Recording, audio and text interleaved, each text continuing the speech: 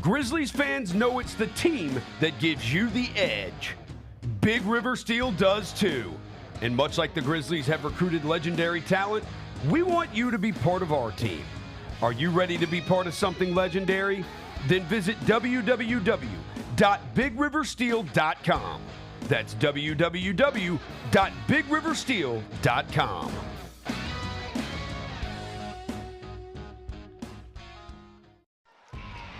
Anticipate each challenge. Make a quick response. Capitalize on every opportunity. And win. Greatness won't wait. It's true in basketball. It's true in banking. Grizzlies Checking from Pinnacle. Play hard. Bank easy. Open a Grizzlies checking account with at least $100 and a recurring direct deposit by August 31st. And you could receive a $200 direct deposit bonus into your account. Details at grizzliesbanking.com. Member FDIC. Come pigeon with us, Roser. Roser, right here. You get downward dog. Yes, Okay. Gonna go leg up. Cannot. Okay. Leg under. Oh. Oh, yeah, my bad.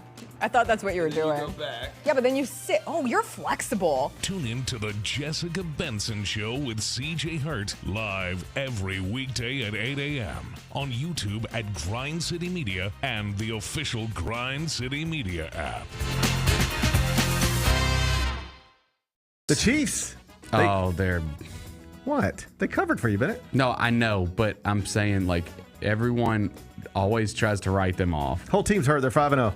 Dude, They got no running backs, no receivers. They're going to win the Super Bowl. And they're 5-0. They're going to win the Super Bowl. They won't win the Super Bowl with this roster. They will have to go do something. Everyone get ready. They will win the Super Bowl. They have to go get one. You can't do this. The Gary Parrish Show, live on weekdays at 10 a.m. on YouTube at Grind City Media and the official Grind City Media app.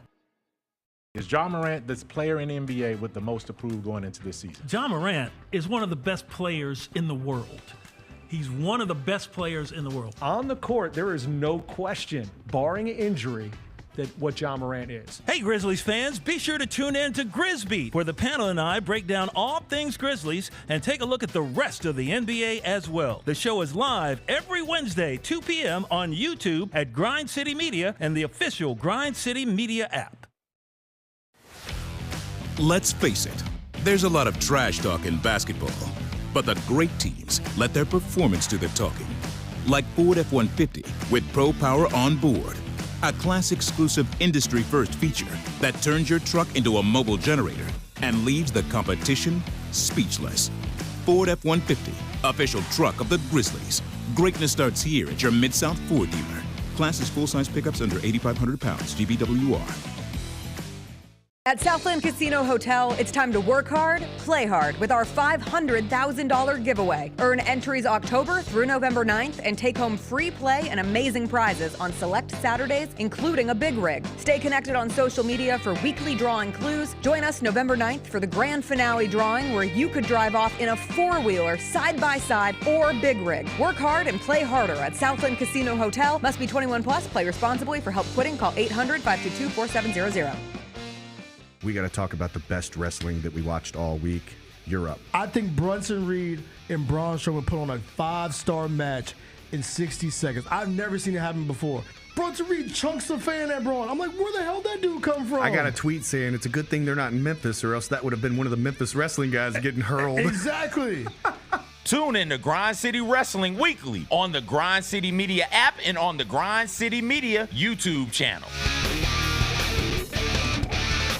Congratulations to the Vanderbilt Commodores. They have actually hit the over on their win total for the season. Winning number 3. Their total was 2.5. Hey, listen. If I had told you Vanderbilt was going to hit the over on their win total against Alabama, you guys would have kicked me off the show. Crazy. Absolutely insane. I tried to argue that they were going to be bowl eligible. And I said that was good. And they still might not be. The Odds Couple, live at 2 p.m. on YouTube at Grind City Media and the official Grind City Media app. What do you think about this matchup against the Pirates and the Bison? Well, the first thing that comes to mind is who in the hell put Gus Johnson as the notable alumni selection when we got Kamala Harris right now that's more relevant? It's 28 people I would have named before I would have got the Gus Johnson. My assumption is, Mike, Hampton will find a way to come up again. Get all of your HBCU sports and culture news by tuning in to HBCU Huddle with CJ Hurt and Mike Wallace. New episodes drop every Thursday on grindcitymedia.com, YouTube, and Spotify. Live from downtown Memphis, this is the Chris Vernon Show on YouTube at Grind City Media and the official Grind City Media app. Now, here's your host, Chris Vernon.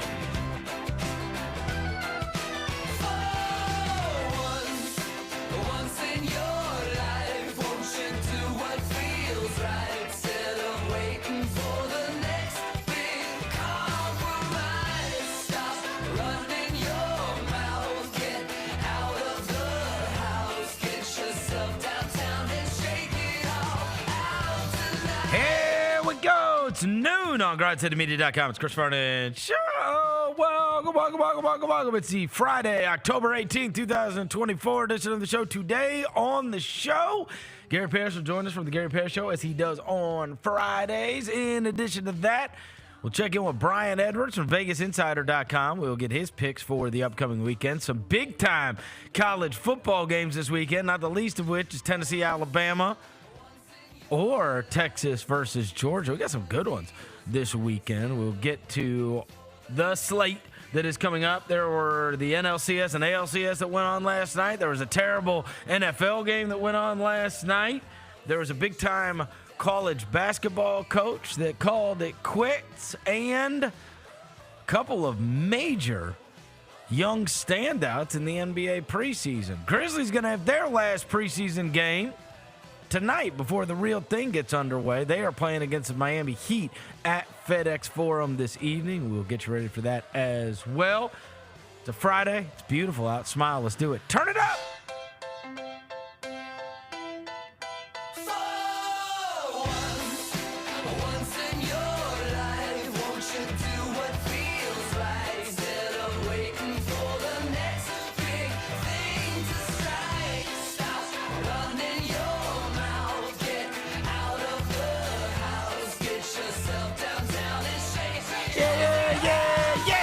Hope everybody's having a good day. All right, we've got a ton of stuff to get to on the show today. As I mentioned, the Grizzlies are going to be in action tonight against the Miami Heat at FedEx Forum. Before I get to anything, I welcome John Roser to the show. John Roser, a.k.a. the Cologne Ranger, the Battle Fray Bandits in your set. Johnny Bagbull, Johnny Bearcat, John Asparagus, Johnny Neckclub, John Lance. He's Yogi Roser. Hello, John. Devin Walker's here. He is the microphone mangler, Senor Kwasa, the love Mr. Math, Navajo Joe, the reporter, the photographer, Easter S.E.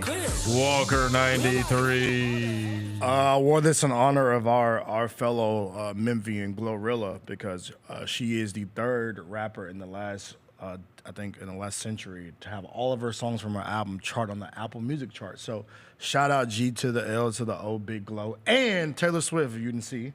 Yeah, Glow. Taylor Swift had the Glorilla song on her little video she posted this morning, so now we know. In Miami. Glow is stamped, bro. Glow been stamped. Now y'all know she's stamped. All right. Gary Parrish with the Gary Parrish Show is here. You can watch and listen to the Gary Parrish Show every morning on GCM at 10 a.m. All right. So we got the Grizzlies tonight against the Miami Heat. Yesterday, now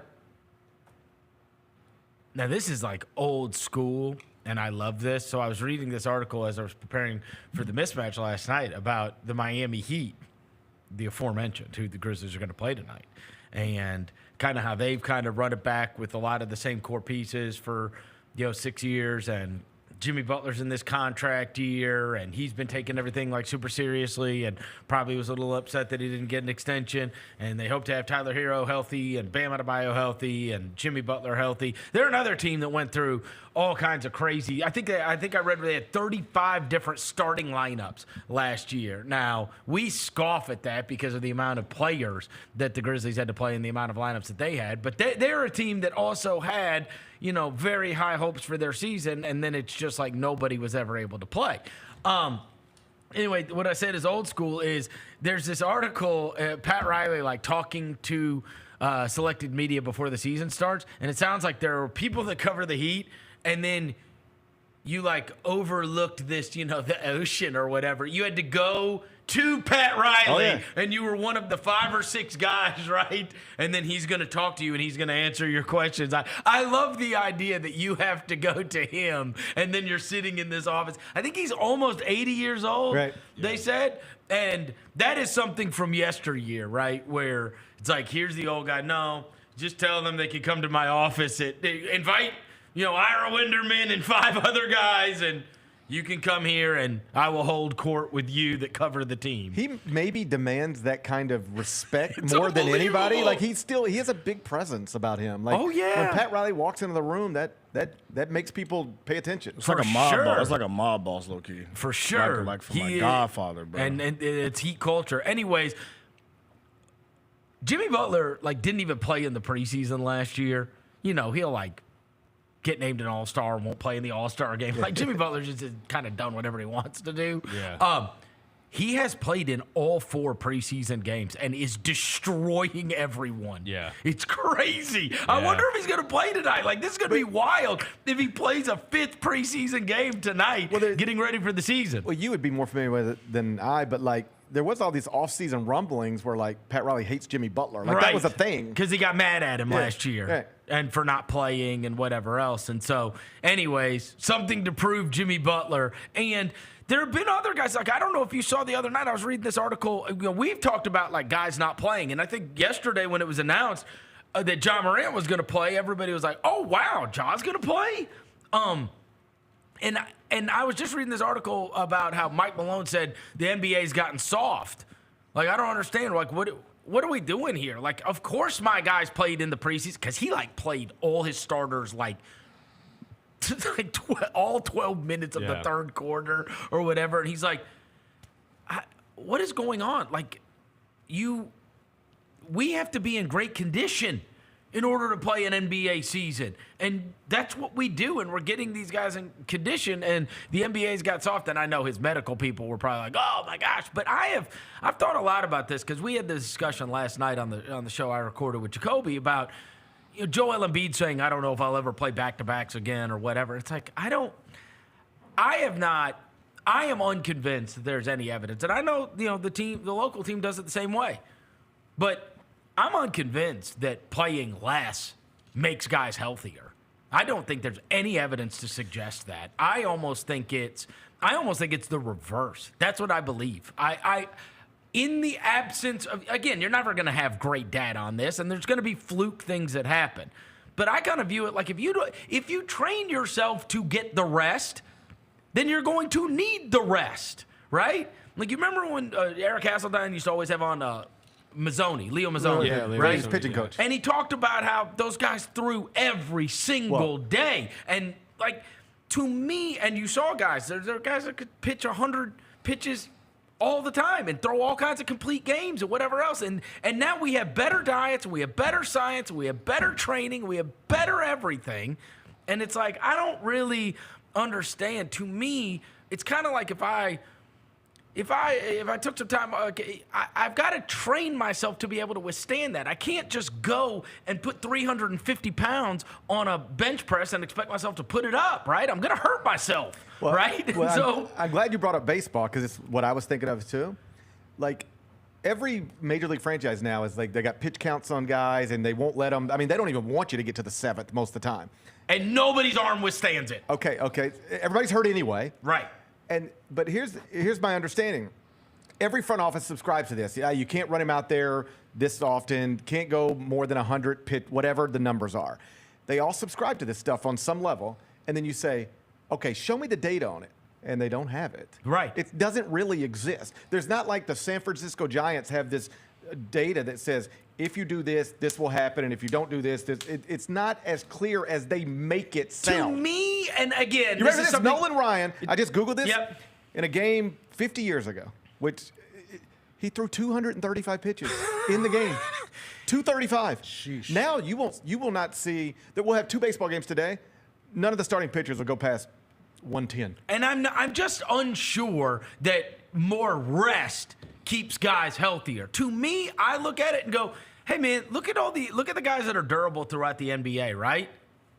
The guys that are durable are consistently durable, and the guys that miss a lot of games consistently miss a lot of games. Right. Yeah. Like, you know what I'm saying? And I think there's something to that. I think there's like, you train your body to be able to withstand this season, right? And the wear and tear of the season.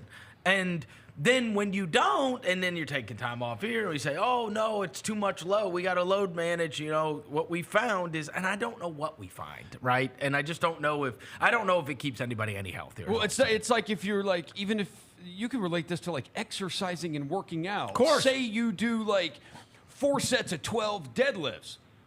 Well, if you get hurt on your 4th set and your last deadlift, it doesn't mean that you can never do 4 sets of 12 deadlifts ever again. Right. You just got to rehab and you work yourself back up, and then eventually you do it. I had a homeboy tear his Achilles at our birthday basketball game because all he did was lift weights, upper body. Yeah. He never did any like actual running.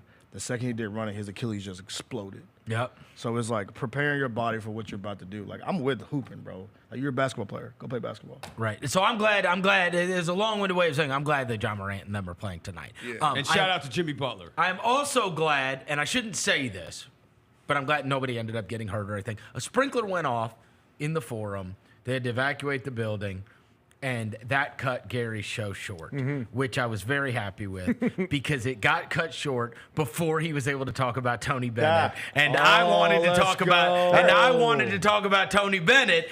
And you are the absolute. This is going to be perfect. And so I was probably going to just end up having you, in many cases, repeat whatever you were going to say. Now. We fresh. get it on the Chris Vernon show. It's fresh. I saved it's it hot for and you. ready, baby. What Like a Little Caesar's happened? pizza. That came out of nowhere right before the season's about to start. My understanding is that he had been thinking about retirement at the end of last season, and then just sort of was like, got re-energized with some recruiting stuff and was just like, all right, hey, let's just keep. And as the offseason kept moving along, as Tony said this morning, he recently went on a vacation with his wife, and he just realized, like, I'm not looking forward to getting back to work. How old is he? 55. Wow. It's very much, and I was talking to Woj yesterday, it's very much like what Woj did, just in a different profession. The simplest explanation for why did Woj walk away from ESPN is he decided, I've made enough money where my family can live comfortably, and this is not the way I want to spend my days anymore. I don't want to be looking at this phone all day. I don't want to be talking to these people all the time. I don't want to have to get up from dinners, stop movies. I don't want to do this job anymore, so I'm done. Tony Bennett just did the same thing. It's just a different profession. The job that he's been doing is no longer the job. The job that he got into this profession to do is no longer the job. Tony would enroll high school players, redshirt them, develop them, keep them on the bench for 2 years before you even see them. And simply put, he now understands that you cannot run a basketball program that way anymore. I didn't know anybody that played at Virginia before they played at Virginia. Like I'm saying in the way that we know we were tossing around our group text this morning. Ace Bailey highlights. Right. I've known about Ace Bailey for 3 years. Right. Now he's playing at Rutgers. I didn't know DeAndre Hunter and Ty Jerome and Malcolm Brogdon. CJ Moore, who works for The Athletic, did a project maybe a couple years ago, about coaches who are the coaches that put the most non-5 stars in the NBA. And like Tony was either first or second or third there. John Beilein used to be great at that as well, taking 3-star guys, non-top 100 guys, and next thing you know, they're first-round picks. So that's the way Tony ran that program and built that program, and it's just not a sustainable model anymore. And so I sort of appreciated how candid he was this morning. He didn't try to say, well, it's just time, and what he did say those things, but he made it clear. I don't like the job anymore. The things you have to do now to be successful in college basketball at this level are not things I'd want to do. And that's really what Jay Wright said too. It's all the same thing. I'd have to go back and ask them. I am almost positive I remember this correctly. Jason Levy and them when before they hired Fizdale, he was one of the calls. Oh yeah, Tony Bennett was one of the calls, right? Because he was like a young, up and coming, like I think Bennett was. I think and Brad Jay Wright, Jay Wright as well. Tony is not the type who will walk around living with regrets. He's just more mature than that. But I bet you on some level he wishes he would have gone to the NBA when he was popping and not everybody wanted him, but he could have taken an NBA job 5 years ago. Forget this whole I don't really want to do this anymore. It's, to me, isn't the story to you, I don't want to do what this is now anymore, right? Like if I still had, if college basketball was the same as it was 4 years ago, I'd be happy to keep being the basketball coach. 100%. I don't want to do this job. That's true. Like, think about it in these terms. And you do wonder, are we ever going to be, I mean, I guess Izzo and Few are kind of it, right? We've lost every one of the others. Well, I mean, I guess Patino, Scott Drew. Is Bill Self still doing it? Yeah, no, I'm wrong. Okay, you're right. But here, it seems like a lot, though. Rick Barnes is still around. Think about it in these terms. Yeah, think about it in these terms. I think we all enjoy what we're doing. Like, I have a good time being here. I like being here. If I won Powerball this weekend, I would be here on Monday, and I would be here the next Monday and the next Monday. I enjoy what I'm doing. But imagine if you had a job you hated it every day. You got up every day and you're like, I can't believe this is what I have to do today. Well, Tony Bennett's probably got $50 million, and he just decided I don't have to do that anymore. He in his press conference this morning, he said, "Why do you think he doesn't like it? Because he's never had to deal with it in the same way. He's kind of worked operated in a different way than many of his peers." Okay, here's what he would tell you. He would say, I ran this basketball program by identifying people that fit our culture, bringing them to Virginia, sometimes redshirting them, often sitting them on the bench as true freshmen, developing them behind the scenes, and then turning them into whatever they become and building real college basketball teams. You can't do that anymore. He's lost 11 transfers in the past few years. I think that took a toll on him because he didn't used to lose transfers.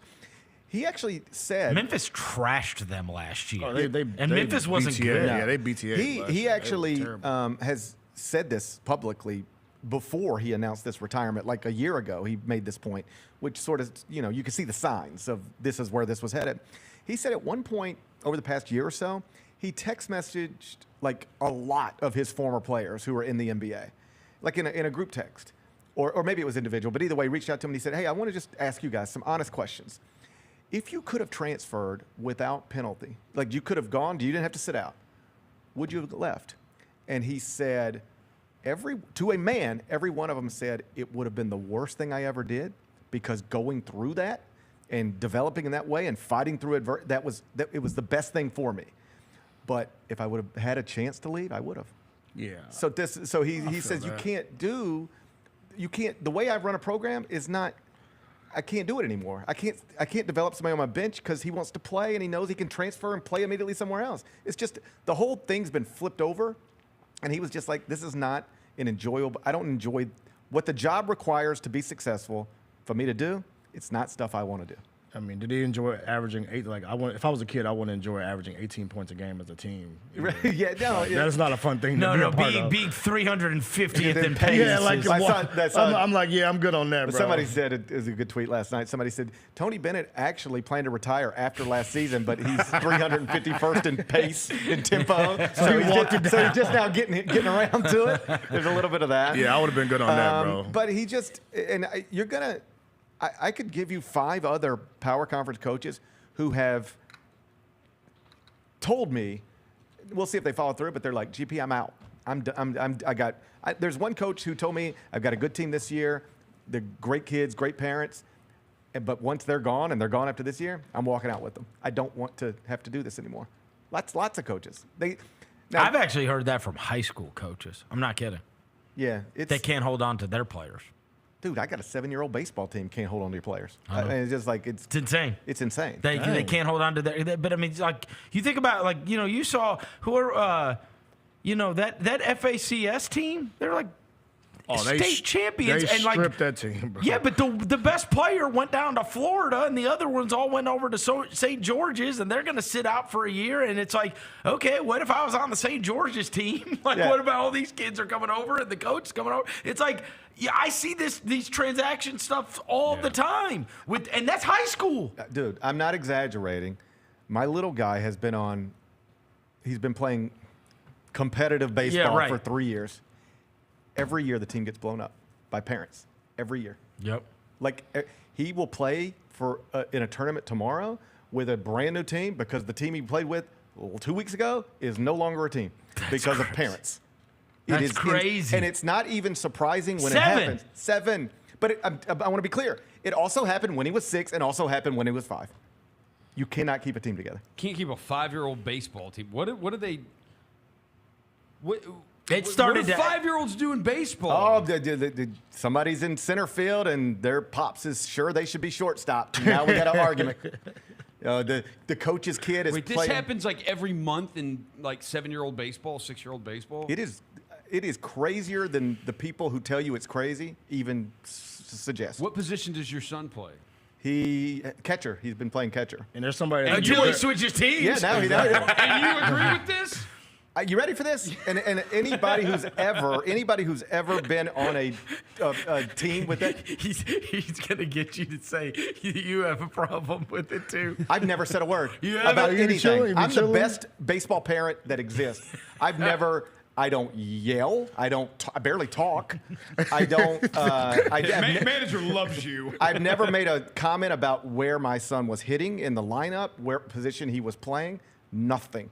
But buddy, I'm like a one of one because everybody else is fighting. It's so crazy. I'll hear about the drama and I'll be like, it'll be a parent from another team. We'll be like, hey, I heard about so-and-so. And I'm like, what? They know. I'm not even involved in it. I don't know if they don't bring it to me because they think I don't care or something. I don't know. I mean, you don't. But it depresses me because my kids are now 15 and 11. I went through it. And there's 1,000 times I've gotten in the car, more so with my son, obviously, than with my daughter. But 1,000 times I've gotten in the car and I've said, this is supposed to be fun. That's right. This is supposed to be fun, because they're so stressed out about what team they're making, what they did in that game. If I miss a shot, am I going to get sat down? Because we care about winning this game that no one is ever going to remember in the history of life, right? So it's supposed to be fun, but I could show you the group texts and the apps and it's not fun. It's people arguing, fighting, and I never said anything. But when this team got blown up completely, and it's like, okay, it's over. There's no more team. It's just over. Then I spoke up and I said, at some point, I told this to the parents in the group text. I said, listen, we'll be fine. I'm sure everybody will be fine. But at some point, you guys have to realize this is not the way to do things. We are spending literally thousands of dollars to buy all these fancy uniforms, and now I got a bunch of. It'd be like if you bought $1,000 worth of Grizzlies uniforms and got traded to the Bucks the next day. That's what's going on. And I was like, you guys just have to realize, this is not the way to do this. They don't care. They don't care. We are not teaching our kids good lessons. And they were like, well, what if your kid wanted to move to another team? Or what if your kid wanted to quit? I said, honest to God, this is what I would say. We have made a commitment to this team and to these people, and they're relying on you. You gave them your word. I gave them my word. When this season's over, we can reevaluate everything. But when you tell people you're going to be there for them, you show up. And I got a couple thumbs up, but that's it. It's like they just don't subscribe to it. Yeah. It's nasty. Brad in Horn Lake did not like that. He did not give shut up, Gary. Gary knows he's talking about. My son's going to the league. I feel your way too. If my kid hit doubles, but my kid hits dingers. Your kid's behind him plate trying to catch balls. Let's go get that first-round signing bonus. Yeah, I mean that is what's going on. People really do think that way, and of course they do. And it's like your kid can't.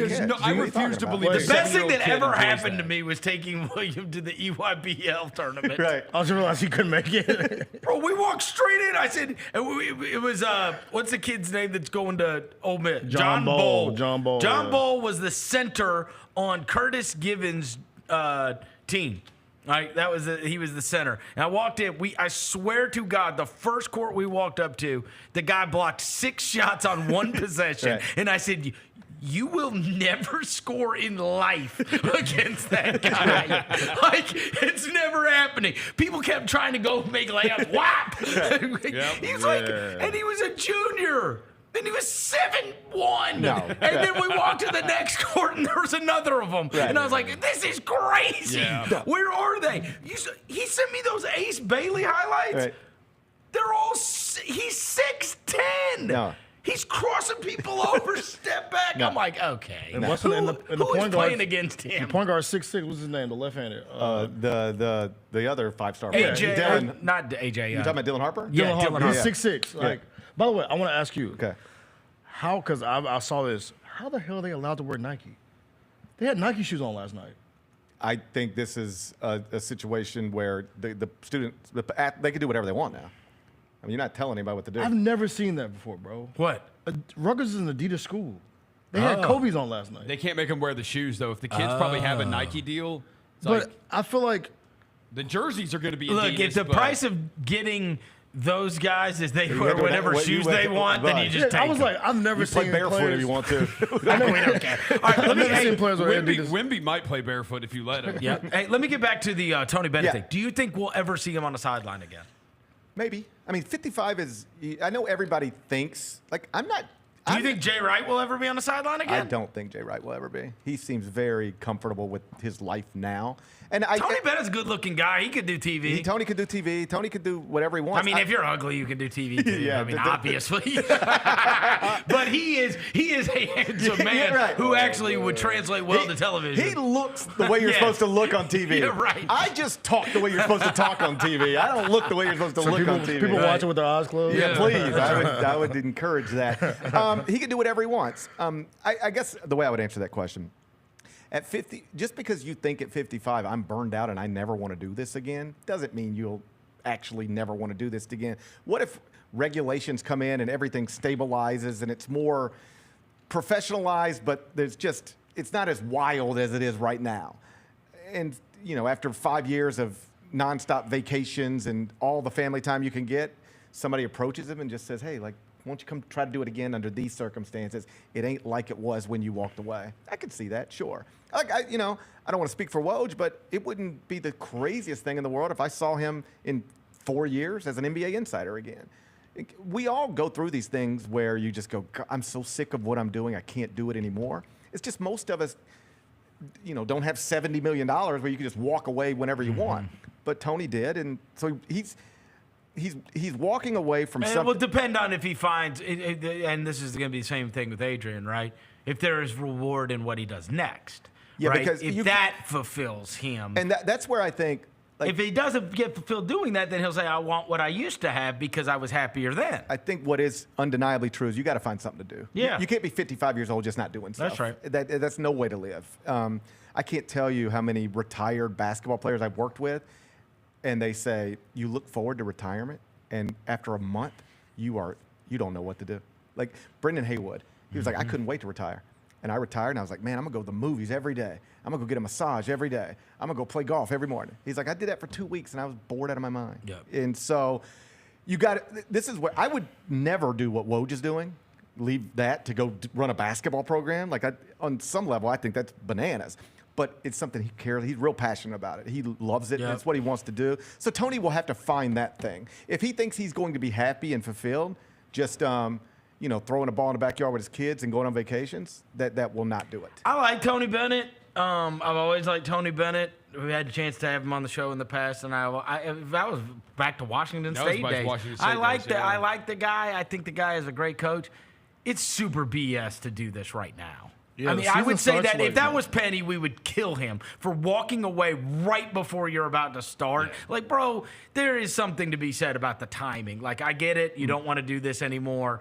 But you did bring all these kids to go play for your college program, and they didn't come to play. They came to play for Tony Bennett, right? They're there because of you. And then right before the season, you're like, hey, see ya.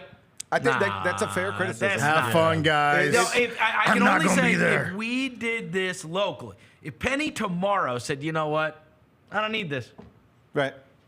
We would be like, bro, what? You can't just know. I mean, it's not too different from what I just explained about, baseball. Right. Like, hey, yo, you told people you're going to be here. Yeah. You're here. I mean, he signed a contract extension in January, and, I mean, we're 3 weeks from the start of the season. If somebody want to pop him for that, I understand that. I'd say see it through.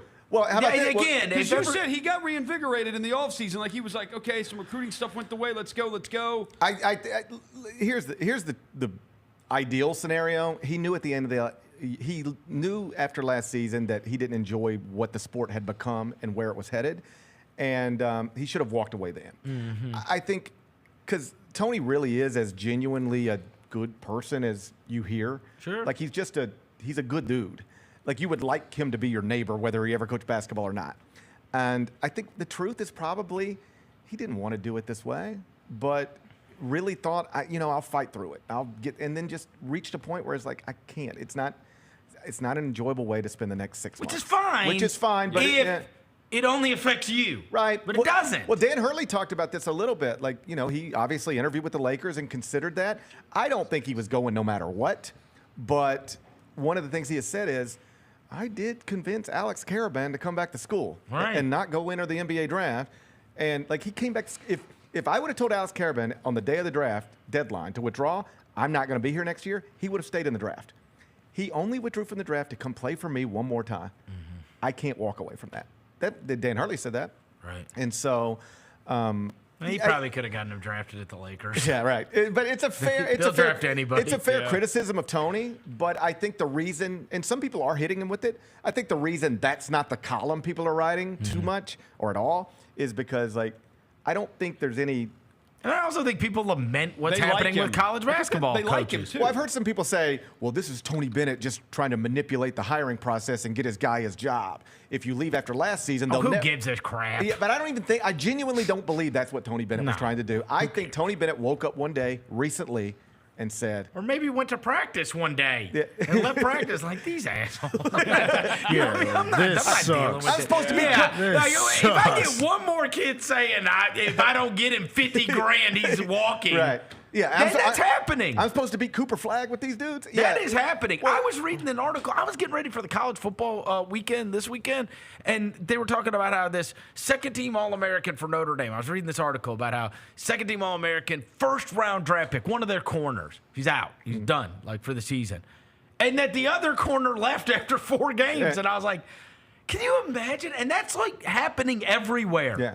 These guys, the UNLV quarterback thing made a big splash because they had gotten ranked and were undefeated and whatever else. But, that happened all over college football where it was after 4 games, the guys just left. And it's that's probably happening in every college basketball practice. And that's why we need to get to a place where, when the Grizzlies signed Desmond Bane to a contract, Desmond Bane doesn't come back 3 months later and say, hey, I need some more. Right. But that is what's happening in college basketball and college football every day, and it's exhausting for the coaches.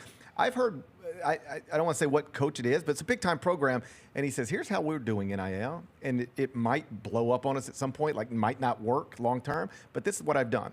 He said, we have a pool of money, let's call it $3 million, and we have an evaluation, almost KenPom-type analytics of who means the most at our school.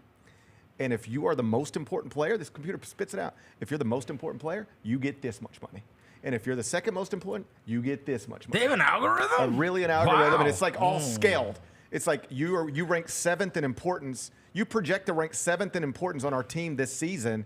This is the amount of money you get. And if that's not enough for you, you can go somewhere else. But this is the way we do it. And I actually think that'll be problematic because it'll for sure blow up. When one of the kids performs better than that in the middle of the season, so he did. I said, so what's the problem you've run into so far? And he said, so we have a guy who probably will be a top 3 player on our team this year, but he's been buried behind another player for the past couple of years. So he hasn't really done much, but he is about to, but the algorithm doesn't know that. So this guy is underpaid relative to what he probably deserves. And he said that is a point where we did go back in and say, okay, we're going to do a little more here. But that's one of the problems you run into is that it's also the exact reason Tony Bennett is retiring. Yes. This is what am I doing? Tony Bennett would listen. I would be so frustrated by this. It would be kind of like salary arbitration in a way. Well, except even in salary arbitration, you're negotiating, or you're in arbitration, and then somebody says, okay, here's the deal, and that's the deal, and you walk away and you don't talk about it again until the deal's done. In college basketball, it might really be. Let's say there's an All-American point guard at St. George's, and Penny says, hey, for $1 million, we want you to come here. We'll get you $1 million in NIL. He could come here, and if Chris Beard calls and says, we'll give you 1.5 to come to Oxford. There's nothing stopping that person from going to Oxford or coming back to Penny and saying, I need 1.5 now. Well, you just told me last week that $1 million was good.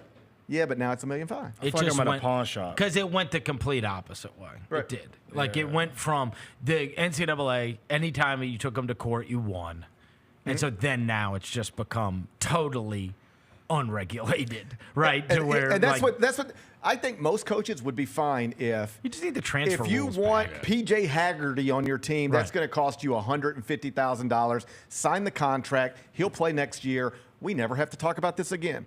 The frustrating thing is you sign PJ Haggerty to a $150,000 contract, or you give him $150,000, you agree to, and then he comes back in February and says, I need more. What?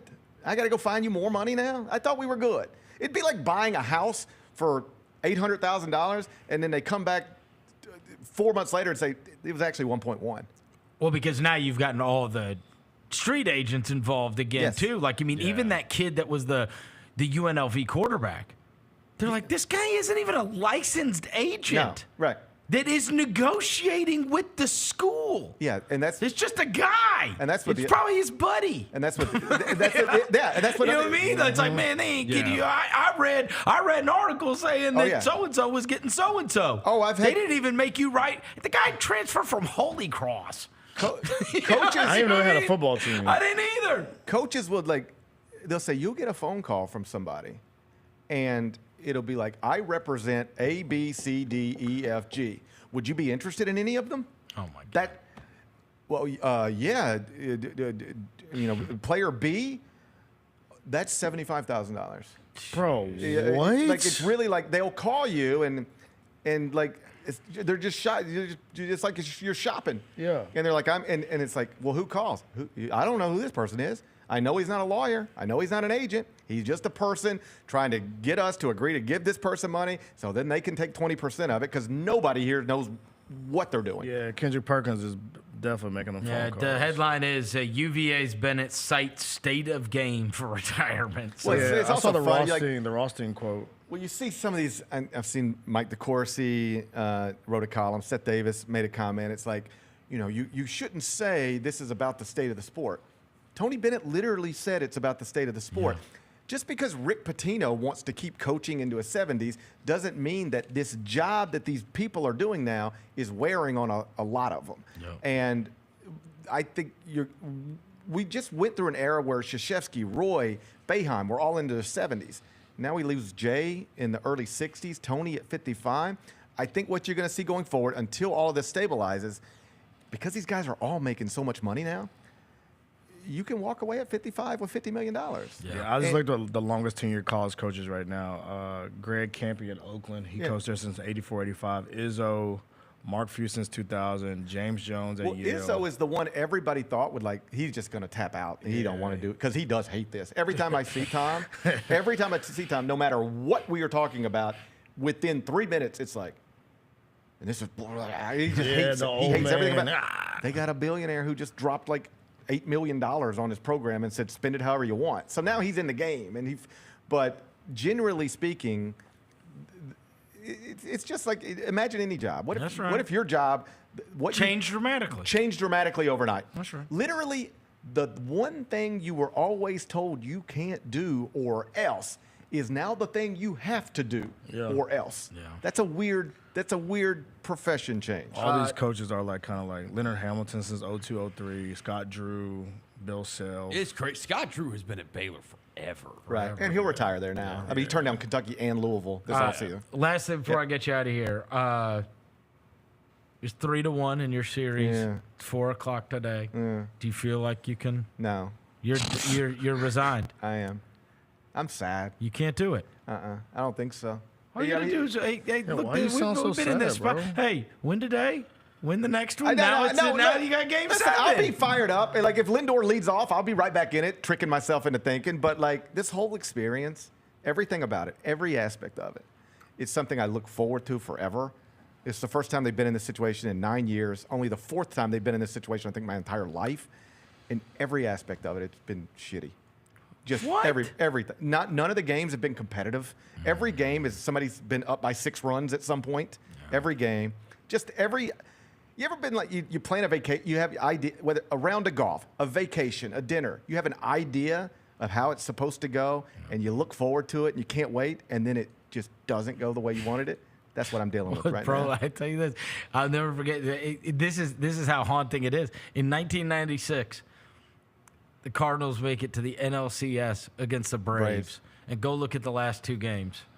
Go look at I went to the game where Ron Gant hit 2 home runs in the game. Go look at the last 2 games of the 1996 NLCS. Right. Go look at what. No, I remember. It was like y'all got outscored like 30-3 or something like that. Bro. So like, I mean, 15-0 in Game 7. Hey, 14-0 in Game 5. They went back to back like that? No, Game 5 was 14-0. Game 6 was 3-1. Game 7 was 15-0. That's insane. I mean, the pitchers for the Braves are like 32 runs. They scored 30. Or no. I guess 31 runs. The last 31-3 in the last 3 games. No, it's like I was in there. I mean, I went 32-1. Huh? 32-1 the last 3 games. 32-1. 32-1. What's the one that Ron Gant hit 2 home runs? They won like it was a game 2, game 3. Did y'all win? Y'all won game 2, yeah. 8-3. See, like the last time the Mets were in the NLCS. Y'all won 8-3 game 2. Not 8-3. Was it game 1? Game 1, y'all lost. Y'all won game 2, game 3, and game 4. Yeah. Oh, okay. Yeah. So we were up 3-1. Yeah, we were up 3-1. And then lost. 32-1. Just got to turn into the 96 Braves. Yeah. Bro, we were up 3-1 and lost the last 3 games 32-1. Do y'all have a John Smoltz, Greg Maddux, and Tom Glavine pitching for y'all, though? Not even close. Who's on the bump today? That might be a problem. Jack Flaherty is going for the Dodgers, and the Mets are David Peterson. I went to high school with a David Peterson. Flaherty is an interesting story. He's from L.A. Played for the Cardinals. You know Jack Flaherty. I know Jack Flaherty. He's from L.A. and is like in game 1. Like I hated this. I wanted him to get lit up, but I can appreciate the moment.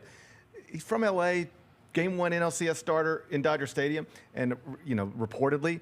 It's like all the kids he grew up playing baseball with, Little League, they all, were. Oh, wow. Isn't that cool? It's just a cool thing. So nothing was cooler than last night's Guardians home run. That was awesome. That was crazy. I saw a guy do a Moneyball edit of it this morning. I was like, that is awesome. It was David Fry or whoever his name was. Yeah, David Fry. Yeah, that was an awesome game, and then the Mets-Dodgers game was terrible. It's just. But if you get this one, you can start talking yourself into it. I will continue to. I will continue to I can't wait for this afternoon. I'll be right in front of the television, fired up. But you can hit bombs off Flaherty if you can get somebody who can hit some bombs. All my joy has been ripped away. I can tell your hat's turned backwards. All my joy. You don't want to turn that hat back frontwards because you're not happy anymore. Your logo. It's okay. It's okay, GP. Well, good luck to your team. Yeah, thank you. The Grizzlies season starts this week. I can't wait for that. There you go. I can't wait for something that. to look forward to. I man. hope so. All right, back after this. Chris Vernon Show.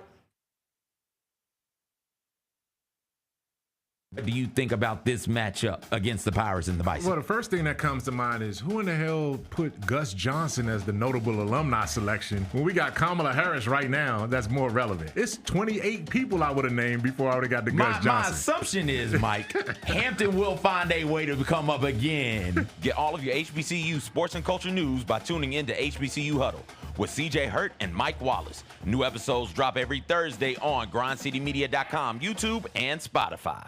Congratulations to the Vanderbilt Commodores. They have actually hit the over on their win total for the season. Winning number 3. Their total was 2.5. Hey, listen. If I had told you Vanderbilt was going to hit the over on their win total against Alabama, you guys would have kicked me off the show. Crazy. Absolutely insane. I tried to argue that they were going to be bowl eligible. And I said that was good. And they still might not be. The Odds Couple, live at 2 p.m. on YouTube at Grind City Media and the official Grind City Media app. We got to talk about the best wrestling that we watched all week. You're up. I think Brunson Reed and Braun Strowman put on a 5-star match in 60 seconds. I've never seen it happen before. Brunson Reed chunks the fan at Braun. I'm like, where the hell did that dude come from? I got a tweet saying it's a good thing they're not in Memphis, or else that would have been one of the Memphis wrestling guys getting hurled. Exactly. Tune in to Grind City Wrestling weekly on the Grind City Media app and on the Grind City Media YouTube channel. Justin Timberlake. I'm bringing sexy back. The Forget Tomorrow World Tour. Live in Memphis. Justin Timberlake. FedEx Forum, Saturday, November 23rd. Get tickets now at livenation.com. The brand new single Selfish is available to stream and download now. So if I get jealous, I can't help it. For more, hit up justin.com. When it's all on the line, you turn to the strong, the stable, the unwavering. To those with a history of raising their performance, to meet the moment. It's true in basketball. It's true in banking. Grizzlies checking from Pinnacle. Play hard. Bank easy. Open a Grizzlies checking account with at least $100 and a recurring direct deposit by August 31st. And you could receive a $200 direct deposit bonus into your account. Details at grizzliesbanking.com. Member FDIC. Is Ja Morant the player in the NBA with the most approved going into this season? Ja Morant is one of the best players in the world. He's one of the best players in the world. On the court, there is no question, barring injury, that what Ja Morant is. Hey, Grizzlies fans, be sure to tune in to Grizzbeat, where the panel and I break down all things Grizzlies and take a look at the rest of the NBA as well. The show is live every Wednesday, 2 p.m. on YouTube at Grind City Media and the official Grind City Media app. The Chiefs. They're... What? They covered for you, Bennett. No, I know, but I'm saying, like, everyone always tries to write them off. Whole team's hurt. They're 5-0. Dude.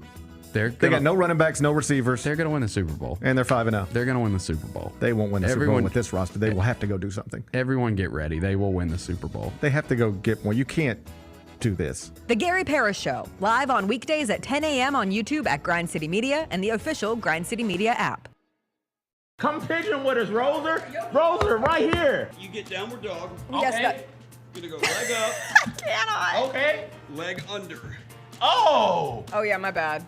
I thought that's what you were doing. Go back. Yeah, but then you sit. Oh, you're flexible. Tune in to the Jessica Benson Show with CJ Hurt, live every weekday at 8 a.m. on YouTube at Grind City Media and the official Grind City Media app. Sonic Radio. Welcome back to Sonic RNDIO. That spells radio with me, the CIO. This just in, the new Sonic $1.99 menu lets you build a crave-worthy meal for just $1.99 an item. Whether that's a creamy shake, crispy tots, or a quarter-pound double cheeseburger. This just out. Ostriches. They're mean, not very cute, and in my opinion, way too big for a bird. Don't miss the Sonic Fun 99 menu. 5 items, always $1.99. Live free, eat Sonic. Tax not included. See menu for details. Let's face it, there's a lot of trash talk in basketball. But the great teams let their performance do the talking. Like Ford F-150 with Pro Power on board. A class-exclusive industry-first feature that turns your truck into a mobile generator and leaves the competition speechless. Ford F-150, official truck of the Grizzlies. Greatness starts here at your Mid-South Ford dealer. Class is full-size pickups under 8,500 pounds, GVWR. Welcome back to the Chris Vernon Show on YouTube at Grind City Media and the official Grind City Media app. Now, back to your host, Chris Vernon.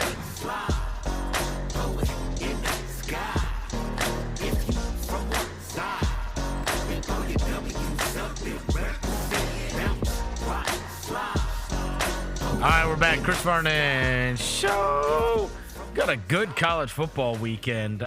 Certainly some monster games that are going to be going on, not the least of which is Tennessee and Alabama, and then that night game, which is going to be Texas and Georgia.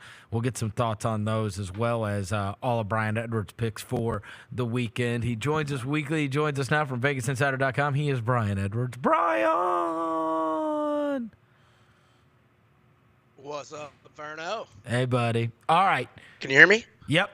All right. So, hey, before we get into all of your favorite games, let's talk about some of the big ones that are going on. Because I don't think you don't have anything on Texas, Georgia, right? What was the number you made it, and what are we thinking on that? So I made it 4.5, and right when it came out at 3.5, I bought it to 3 for just a really small amount. Wish I'd have bought it for more. I was kind of hoping that I would get a clean 3 later in the week, and that didn't happen. And so I mean, it's unplayable for me at 5.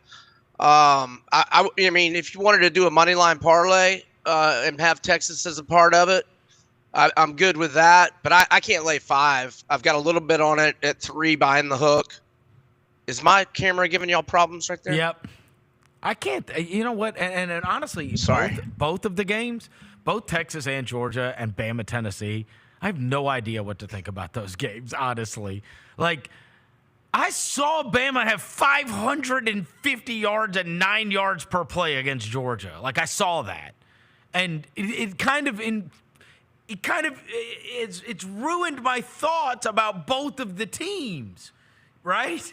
Because of that Bama-Georgia game. And so I know that, like, Bama's got that in them, but I also saw Bama fighting for their lives against South Carolina last week, and I have seen Georgia fighting for their life against friggin' Kentucky. Like, I don't know what to make of these teams. Seriously. And, yeah. I mean, other than the second half against Clemson, when has Georgia really been impressive? Offensively in the second half in Tuscaloosa. But, I mean, their defense has given up 31 points to a true freshman quarterback in Mississippi State in Athens. So, I mean, I think Texas is the way to go. You think Texas is the way to go? I'm sorry, not laying 5. Not laying 5, but, okay. In a money line parlay. Right. And what about Bama? What about Bama, Tennessee? Any thoughts? Yeah. So Bama's my play. And I know their defense is struggling, but the offense is fine. There's nothing wrong with only scoring 27 points against South Carolina. South Carolina's front 7 is legit, in my opinion. And I think Alabama's offense is fine. And I think Tennessee's offense might be exactly what the doctor ordered to get Alabama's defense right. I mean, y'all know my Gators defense has been horrible since 2020. They got bageled by the Gators in the first half, only scored 17 in regulation. The week before that, they're at Arkansas. Arkansas doesn't have an elite defense, and they scored none in the first half and 14 for the game. I mean, Nico is struggling right now, and now we look back, and I'm pointing at myself as being guilty of this, is I thought Tennessee was an offensive juggernaut. They just were really playing some bad teams early, and now they're struggling against some higher up competition. Bama -3 is my play. I also was reading an article this morning saying that Heupel had this press conference that their middle linebacker and the guy that's like, well, I think what do they call it, the green dot, the guy that gets the signals he's like tore his ACL. He's out for the year. Oof. And it's like, damn, bro. Keenan Peely, Yeah, Keenan Peely, that's right. Yeah. Brian, how you got to be kicking yourself how y'all lost that game. Like, dude, Florida should have won that game easily. Like, the first half is just, like, what were you in the red zone 4 times and got 3 points? Brutal. Yeah, Billy Bob Napier was painting his Mona Lisa masterpiece in incompetence last Saturday night in Knoxville, and that's what happened. Pretty impressive. All right, so you like Bama. What else you like this weekend? All right, we'll start with Bama. So you like Bama. Okay, so I loved Cincinnati, and I tweeted it out Sunday morning at -2.5 against Arizona State. So I got down at 2.5, but on Wednesday or Tuesday night, it went off the board at some places, and Wednesday morning it shot up to 5.5. And finally, Pete Thamel of ESPN reported that Sam Leavitt, ASU's starting quarterback, was out, and that Jeff Sims, formerly of Georgia Tech and Nebraska last year, where he had a terrible year, he's starting for Arizona State. So, I mean, right now where the numbers are, and I think it's 5.5 or 6 right now. I'm trying to find it on the board. It's 5.5 is what I'm looking at. Okay, see, I mean, I'm not against playing it at 5.5, but I think the better play right now is Cincinnati -3 in the first half, and or their team total over 13.5 in the first half, and or their team total over 27.5. Because, my basis for the play is the way that Brendan Sorsby, their quarterback, has been playing and has been playing all year. And Cincinnati, in the first half of their home games this year, they've scored 17, 24, and 28. In the first half of Arizona State's road games, they've given up 21 and 17 in the first half. And Sorsby, on the season, he's just been spectacular. 13-3 TD-INT ratio, 1,722 passing yards, and he's also got 4 rushing touchdowns. So I think Cincy -3 in the first half, and then and/or if you want to go the team totals over first half and/or game. And I mean, if you want to put Cincy in a money line parlay, with Texas and I think California and Texas Tech, and that gets back plus 290 in a 4-team money line parlay. Let me tell you something. As the resident Nebraska fan amongst the panel, I will tell you Jeff Sims is abysmal. So I would have no issue betting against him. Yeah, he's terrible. I watched that team last year so many times. The guy's awful. I mean, he handed Colorado that game with all those fumbles in the second half last year. All right, so we got Bama. You like Cincy first half. You like Cincy's totals in that game for sure. All right, so we got Bama and Cincy first halves and totals. What else we like? Okay, so I got a little. Army went down to 14 early in the week. I grabbed a little bit, but now I think it's back up to like 16 and a half. So I'm attacking it with Army's team total over 33 and a half. So Army has scored 42, 37, 42, 49, 44, and then their only outlier was 24. They scored one game. And ECU, East Carolina, is who they're playing. East Carolina gave up 55 to Charlotte in their last game, and then the road game before that they gave up 35 to Liberty. Charlotte ran for 311 yards on East Carolina, and Charlotte is ranked 107 out of 134 FBS teams in rushing yards. Army's ranked number 1. So I think Army is going to have its way and get to at least 35, probably north of 40 against East Carolina. So team total over 33.5 for Army. What do you think? Do you think these service academies are legitimately really good? Well, so the look-ahead line is out for next week when Notre Dame, I believe, is playing Navy. I saw it yesterday. I'm looking for it right now. I know you don't like to look ahead, Verno. But I guess that'll inform us, yeah. I mean, what are they thinking? Notre Dame's actually got a pretty big game against Georgia Tech this weekend. Yeah, it just got announced. Haynes King is out. He's just out? got announced like 20 minutes ago. Oh, wow. Yeah. Wow. All right, Notre Dame's 15 to Navy, and I'm so glad I haven't played Georgia Tech because I wanted to. King is definitely out, huh? That's a big loss. Yeah, and they were like, I think it was sitting at 10 before that, right? Now, the backup has played some, but it's not Haynes King.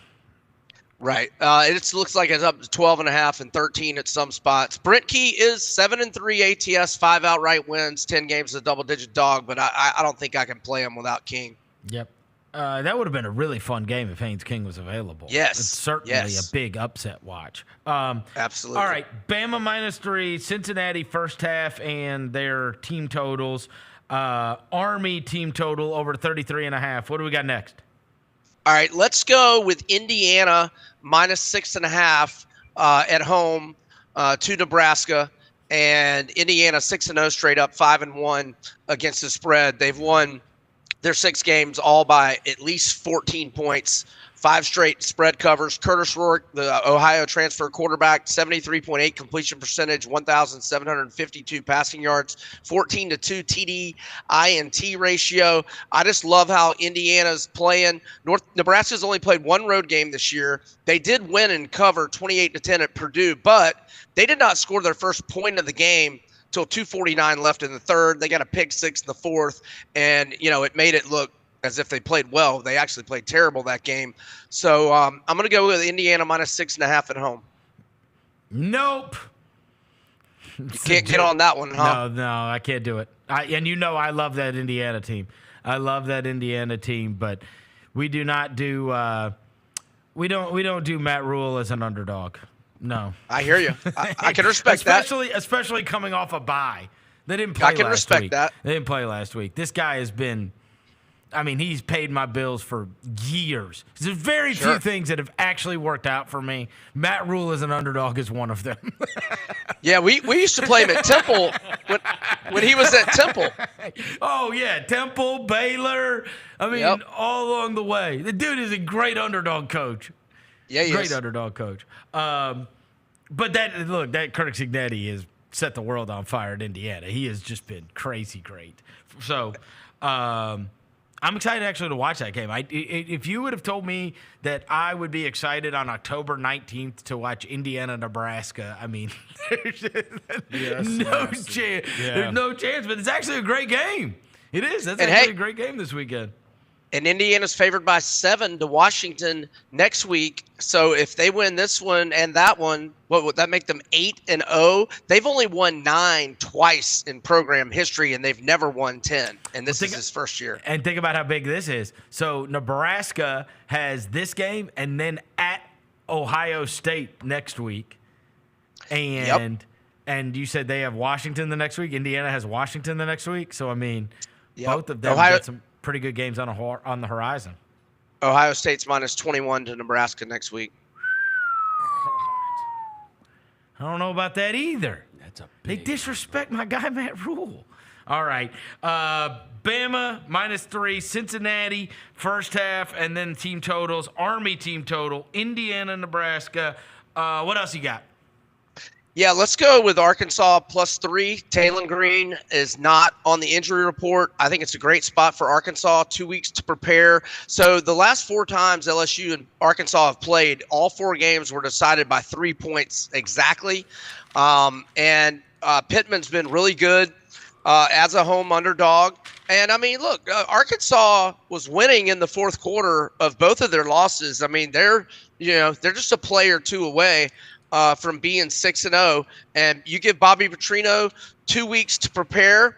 And LSU had that emotional comeback win last week, and this is a game Arkansas is gunning for. And as a home dog, Sam Pittman is 4, 2, 6, 3, 7, 8-4 ATS. You want to know what he is as an underdog overall?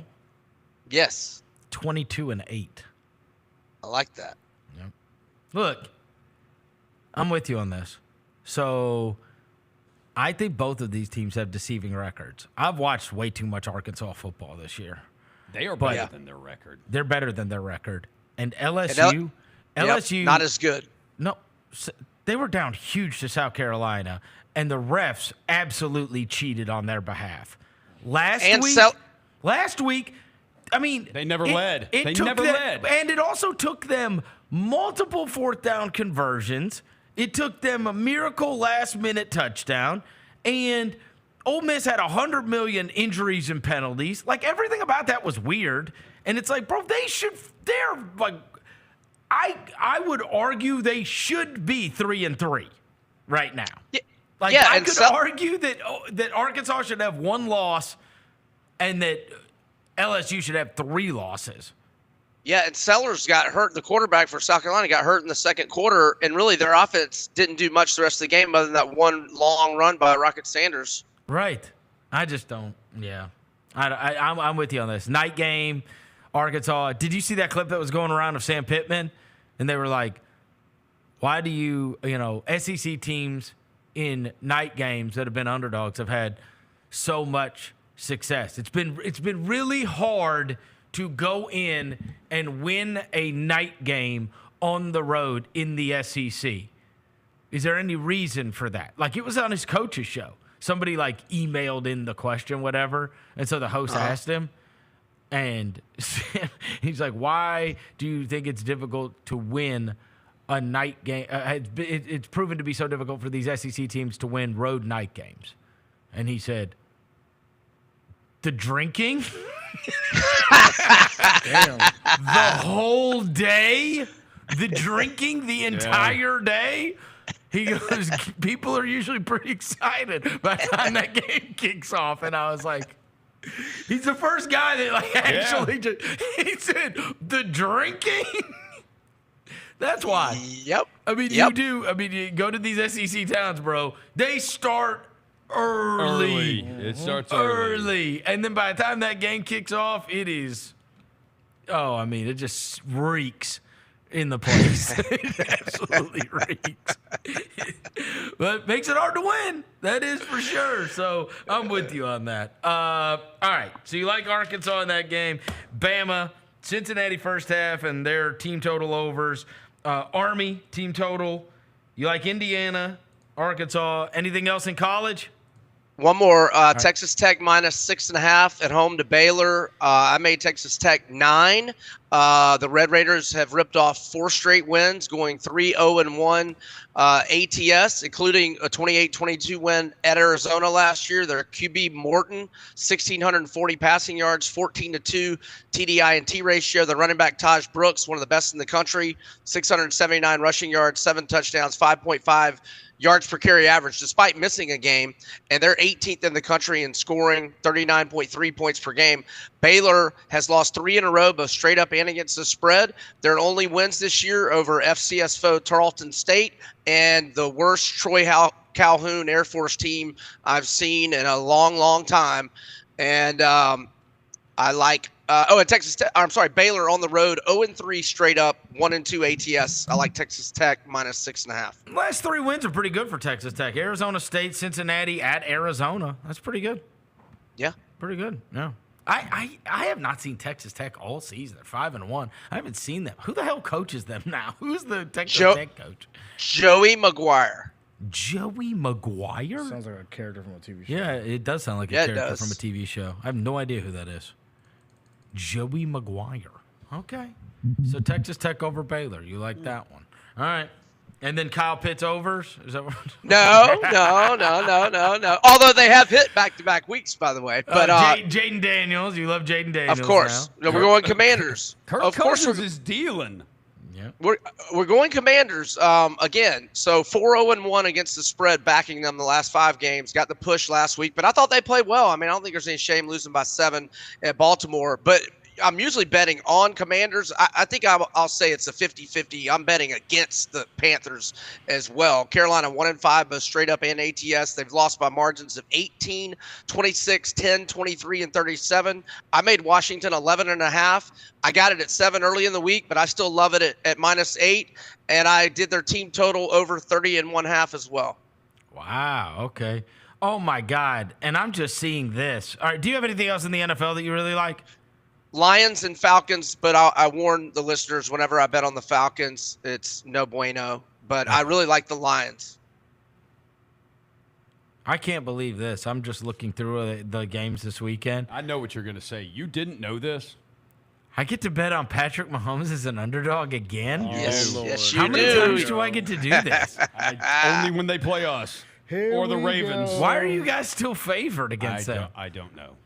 I've seen and what is it? What's the stat on Andy Reid off a bye? I think it's like 21-4 straight up or something to that effect. I see it's the afternoon Fox game, and thank God the Cowboys don't play. So does that mean you get Tom Brady not saying anything? Yes. Oh, okay. Tom Brady not saying He's not anything. allowed to say anything anymore, I've read. He's not allowed to say because he owns the team, right? It's not like he said anything that's like super valuable really the first couple of weeks anyway. Yeah, the only thing like you're it's right. Oh, Ed Brian, you see our guy your guy's playing. Who? Ricky Pearsall. I think he's going to play. Oh, nice. Yeah. He got to come out to Mini I Man. think he's going to play. Yeah, I think love he's going it. to play. He's been He's been practicing this week. Jawan Jennings is not going to play, I don't think. And it looks like Jordan Mason is going to play. The Bills are 8.5 against the Titans. They're playing in Nashville this weekend. This is in Orchard Park. Okay. I don't know if that would matter. That's Amari Cooper 120 and 2 tutties. Yes, for sure. Hey, so guys, I go to the bar where the NFL ticket is, so I can watch all the games simultaneously. So I haven't heard Brady yet. How is it? It's like NyQuil, Brian. Just blah. Just blah. He's not as good as Greg Olsen. No. I think this Raiders thing, and he's not as good as Romo, and he's not as good as I think what everybody wanted was for him to be. It would be more like how the Mannings are on the Manning cast, right? Which is just you're telling me stuff that I don't know. Yeah. Right? You are the greatest quarterback of all time. You see a different game than I do. When you're watching that game, you're seeing a different game. And he's not telling me something that, you know what I'm saying? Like, I feel like I'm constantly being told something that I don't know when I'm watching the Mannings with Belichick. That never That never happened when I've been watching Brady so I far. think with the ownership thing, the minority stake in the Raiders, I would not be surprised if he just walks away from Fox after this year. For sure. Walks away from Fox, probably has a massive say in Raiders personnel, and Greg Olson takes back over the number 1 slot with Burkhardt. I hope so. Yeah. I hope so. All right, Brian, have an unbelievable weekend. We'll catch up with you next week. Thanks, fellas. Y'all have a great weekend as well. All right, buddy. See ya. You like those? You like his? What do you think on Bama, Tennessee? I know you're GBO, but Tennessee. You like Tennessee? This is tough. That's one of I had to give out 5 picks on the odds. A couple of my picks have been blah this year, but You like Tennessee? I said Tennessee. Yeah, I'll go Bama. And I said Georgia. I don't know what to make. I tweeted this out when I was watching those games last week. I got done watching that Bama game, and I was like, and I said, okay, if Tennessee beats Florida, I really don't know what to think about these. And then it played out, and then I watched, and I'm like, I still don't feel great about them. No. Why are they not and there was something I was reading this morning that their dropbacks and on quote passing downs, the guy doesn't complete anything. So Nico. I did like, Tennessee. damn, I said First 2 weeks is the most accurate quarterback in the world. Well, he's playing Kent State. If the game was at Bryant-Denny, I'd take Alabama. But I thought I'm getting 3. It's in Knoxville. I'll take Tennessee. I got a lot of friends that went down there. And I don't trust Bama's I defense said, either. it's going to be lit. Oh, yes. It's Hey, electric. dude, do you know, no lie, the family we went on vacation with, I went with my buddy and his family, and he told me they had bought tickets before the season. There's a group of 4 of them, 4 guys. Yeah. $750 each? Yeah. Woo, that's a ticket, boy. And they're on row 40. I think they're on the 40th row. I mean, great seats, good section, but they paid $750 a piece. So $3,000 for 4 tickets between them. Okay? And then they're splitting an Airbnb 5 miles off campus, something like that, right? Yeah. So anyways, he's the one that was on vacation with us when that Tennessee-Florida game was going on. I broached the subject because he was going to be going this weekend. This is the weekend they were going. And I said,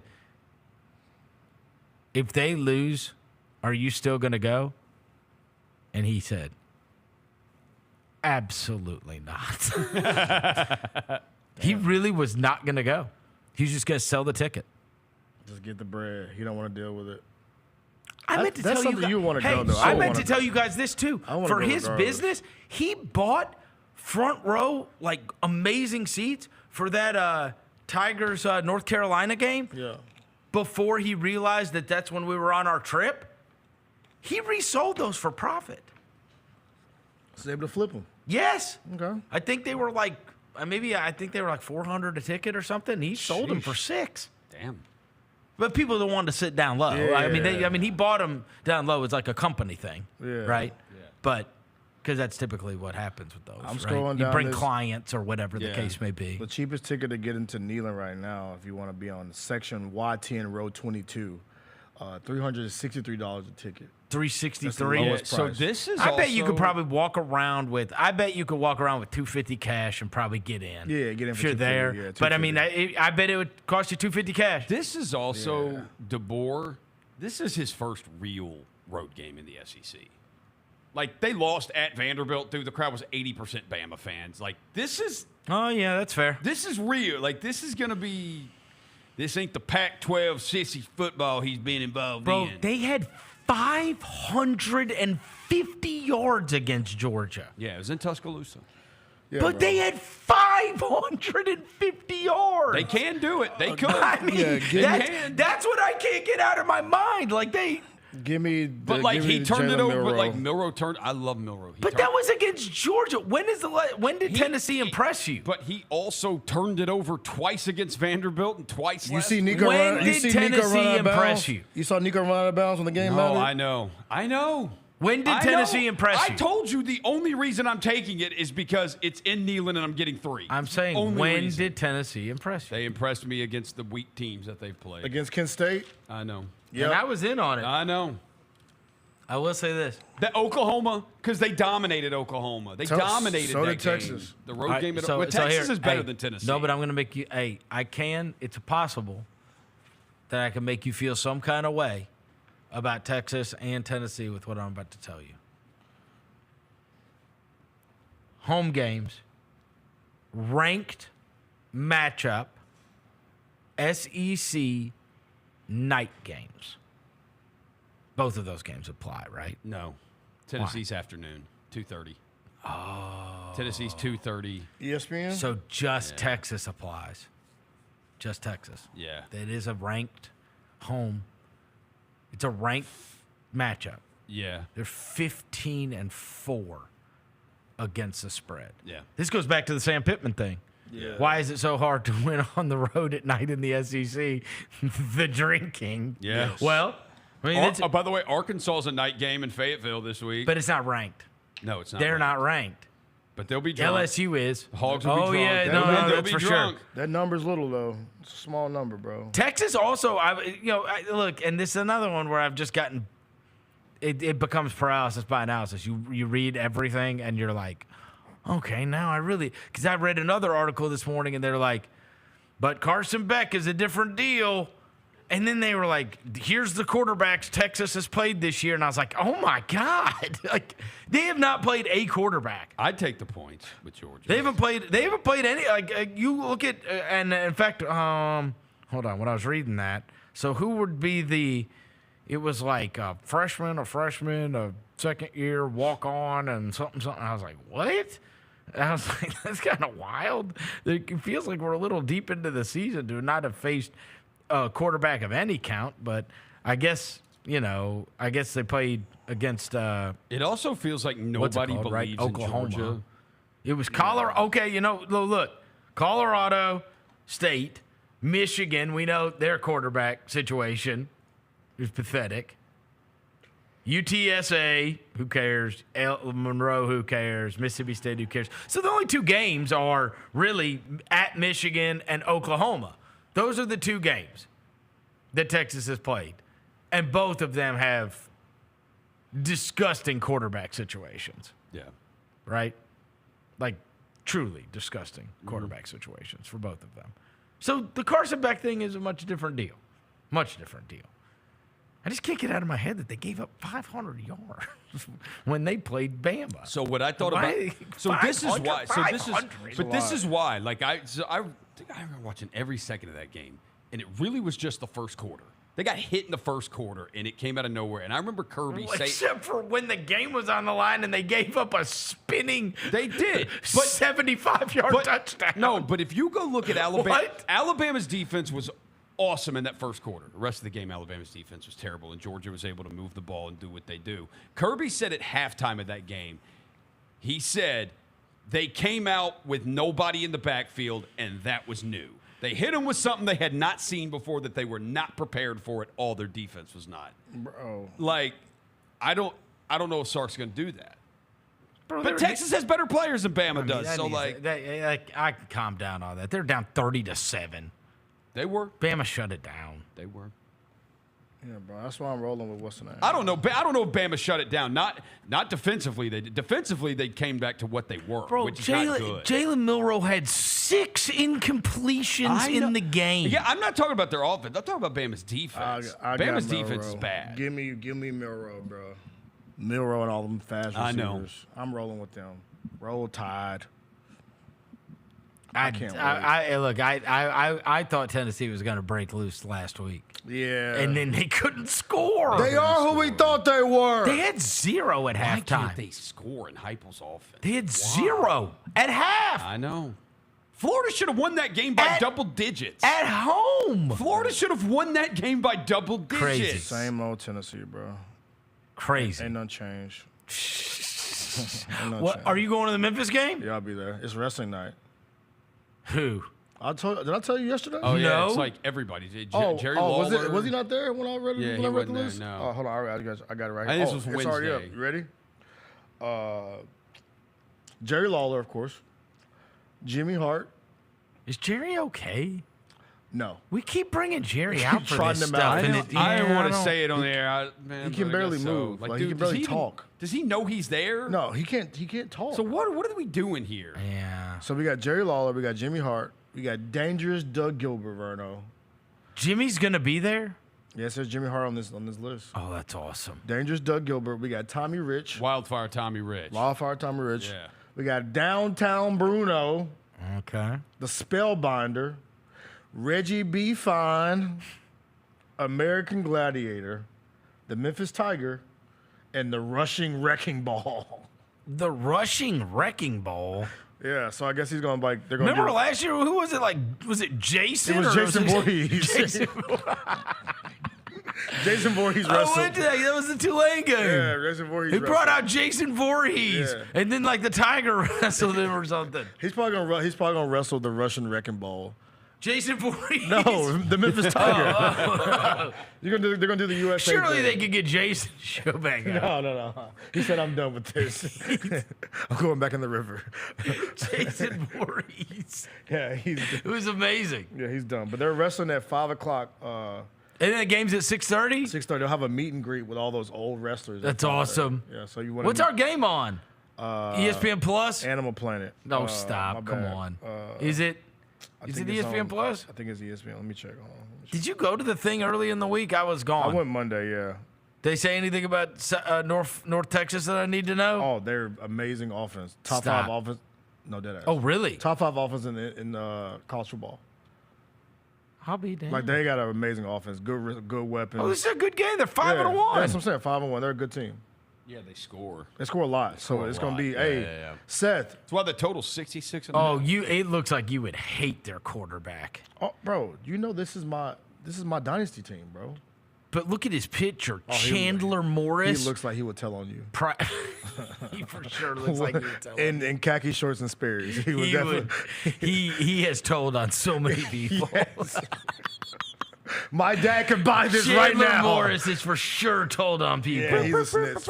Well, then why are we 11.5-point favorites? That's what I'm trying to figure out. It keeps going up, too. It started at 10. Maybe they can't stop us. What you got breaking news, Rosa? Oh, it's because they played Texas Tech and lost 66-21. That's why. So they just beat FAU last week 41-37. Yeah, they can't stop anybody. Okay. They can't stop anybody. What's your breaking news? Yeah, well, Mike Tomlin would not say it, but I guess George Pickens slipped up talking to the media and said Russell Wilson's going to make his first start on Sunday for the Steelers. Oh, shut up. George Pickens was talking to the media and said Russell Wilson's going to make his first start on Sunday. Mike Tomlin has not announced it at all. But I saw the thing yesterday. They're expecting it. Where Justin Fields was like, I actually thought Justin Fields was mega grown up. Did you see that press conference? I didn't see And he was like, I've got no one to basically I've got no one to blame but myself. I should have played better. Yeah. This shouldn't, I could have left this where it wasn't a question. Yeah. But I didn't do that. So it's a question. I was like, damn, that's pretty mature. Pretty mature, right? Justin Fields, yeah. You know what I mean? Like, you could be mad about it, be like, of course, right? But I mean, he was like, I thought he's very reasonable about like his fault. Yeah. And kind of like reflective, like, hey man, I wish I would have done better so that this wasn't something that if I had my chance. I had my chance. Yeah. So I got nobody to blame. I can't sit around and act like I didn't get my chance. I got my chance. I don't think it's crazy about Russell Wilson starting. It's the fact that George Pickens announced it. I mean, to the media, like normally, you're running back as if Mike Tomlin couldn't hate him more anyway. What does it matter? Mike Tomlin hates George Pickens. You know he does. He hates his guts. Yes. You know he can't stand George Pickens. Yeah, diva wide receiver. Yeah, he does. Yeah. He's like, you think you're Justin Jefferson and you're not. It would be funny if Russell Wilson was awesome. Oh Lord. Yeah. It would be funny. Don't do this to me. What? I don't want him. I don't want him to be good. You don't want Russell Wilson to be good? Yeah, I'm anti-Russell Wilson. I love all black quarterbacks, but Russell Wilson is not on the list. Yes, he is. No, he's not. Wasn't he in the Amazon thing? Yes, he was. He's on the Amazon thing, but we don't claim him, bro. Yes, you do. Well, no, we the don't. Amazon thing says you claim That's not him. fair. How's it not fair? We make the list. We get to pick who we claim. I saw we don't claim. he's on the Black Quarterbacks documentary. That's cute. Yes, it's great. Yeah. You don't just get to choose a guy based on his personality. No, that's not why. It's based on your heritage. Or his mama's melanin he has? Yes. Okay. But, okay. Well, if y'all ever want him, we'll take Steve Young. You can have him. Hell no. You keep him. Man, you were trying to trade Russell Wilson for a Mormon. I guess if it was now, like you're trying to think of. I'll take Josh Allen. No, it'd be like Baker Mayfield. Yeah, I'll take Baker Mayfield can yeah. dunk Dougie. I'll take Baker Mayfield. Yeah, Y'all can right. have Russ, and I'll take Baker Mayfield. That's fair. Bro, when he did this as a Subway commercial, when he said he's feeling dangerous on this, I was like, come on, bro. What he said, what was it? Let's ride. Mr. Unlimited. What about Let's Ride? Come on, bro. Broncos country. Mr. Unlimited. How you think he got Sierra? Serious. I know why. It's Because just the exact opposite of Future. You did You you went think all the it's way left. extremes? Yeah, you went all the way left with Future. Extremes. So you said, I'm never doing that again, so I'm going to go all the way right with Russell. Just Yes. people that are given to extremes are given to extremes. Yes. Right. She's like, I'm never doing that again, so I'm going to go to the opposite. What is the opposite of Future? It's Russell No Wilson. aura It's as pretty Russell fair. Wilson. It's Russell Wilson. That's pretty fair. Yeah. I tuck my button down in my khakis. Yeah. Wear my socks up to my ankle, my kneecaps. Yeah, Russell Wilson, I'm sorry, bro. I'm sorry. Y'all can have it. Oh, boy. All right. Take a quick break. We'll come back. Vinnie Verno's got 3 picks on the other side. Chris Vernon Show.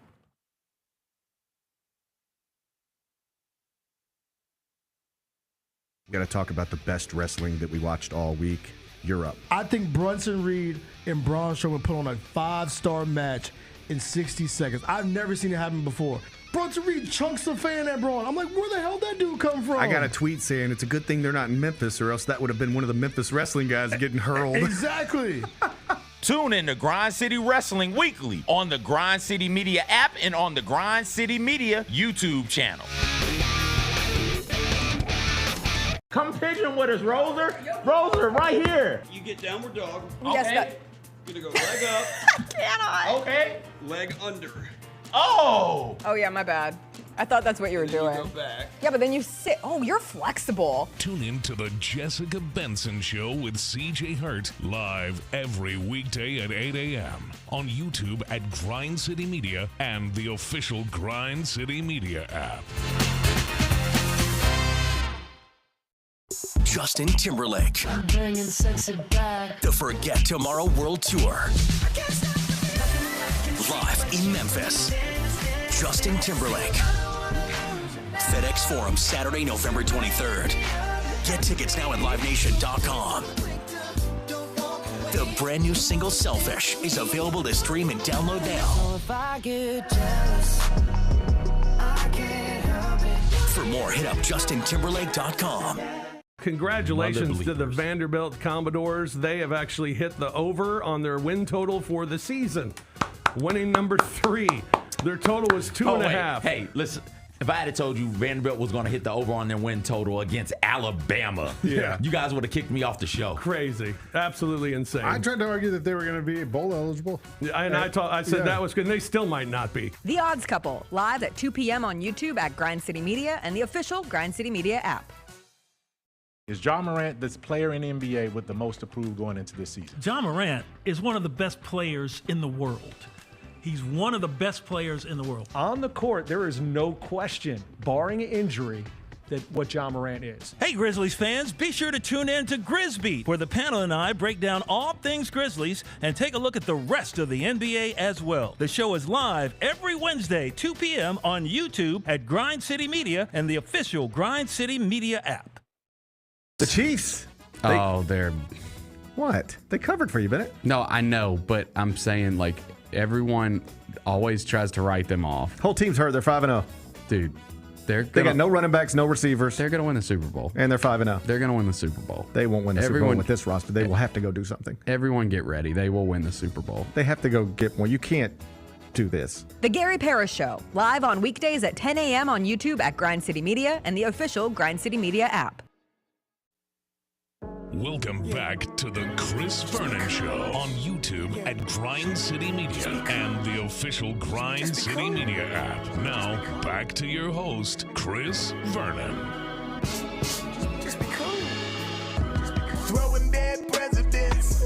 Look alive. Party is the evidence. It's a vibe. Celebrating excellence. We survive. 2-seater snapping, girl. I'm happy it's just you and I. Throwing dead presidents.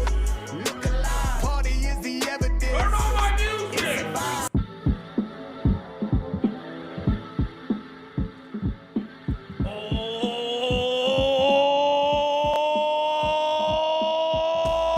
Another day, another dollar, another day, another dollar. I make picks, you make money. I make picks, you make money. Now, I've gotten a lot of feedback over the last couple of weeks. And they say, Vinnie Verno, your picks ain't doing so good. You was doing great at the beginning of the season, but now you ain't winning. Let me tell you rule number one about being Vinnie Verno. When you start off the season blazing hot, you got to get Vegas off the scent. And that's exactly what we've done. I've told you time and time again. This is a marathon, not a sprint, and I'm Kenyon.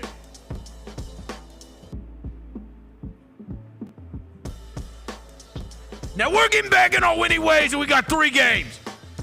When things go the wrong way, you go back to old reliable. So here's what we're doing. There's 3 coaches that Vinnie Verno has bet on over and over and over again if they are underdogs. And from the heavens above, all 3 are underdogs this week. This is the you don't make these guys underdogs week. We're going to make this short and sweet. Hugh Freeze is catching almost a touchdown against Missouri. Missouri stinks. Most overrated team in the country. And Hugh Freeze is 30-14 against the number as an underdog. You don't make Mr. Freeze an underdog. Auburn. LSU got crazy lucky and the refs cheated in their game against South Carolina. Got crazy lucky last week against Ole Miss. Now they're coming off that huge game. Arkansas coming off a bye and they're playing at night. Sam Pittman 22-8 as an underdog. Sam Pittman, when he's playing against a top 20 opponent, this applies. 15-4 against the number. Look it up. So you got Hugh Freeze, you got Sam Pittman. And the last one.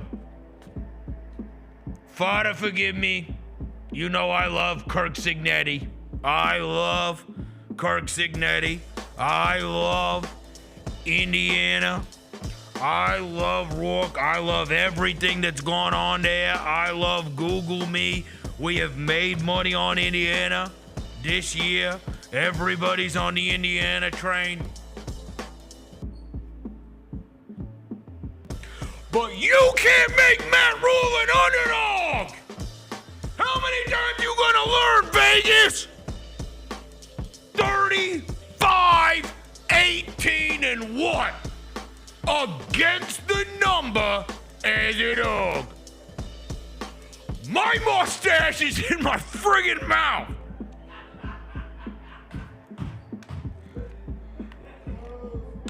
This thing has got to get groomed better. An abject disaster. Hugh Freeze, Sam Pittman, Matt Rule. Auburn, Arkansas, Nebraska. That's 3 underdogs. When you are getting your ass kicked like I have been the last 2 weeks, you go back to old reliable. And we have got the blessing from heaven. All 3 of these guys underdogs. We're taking all of them.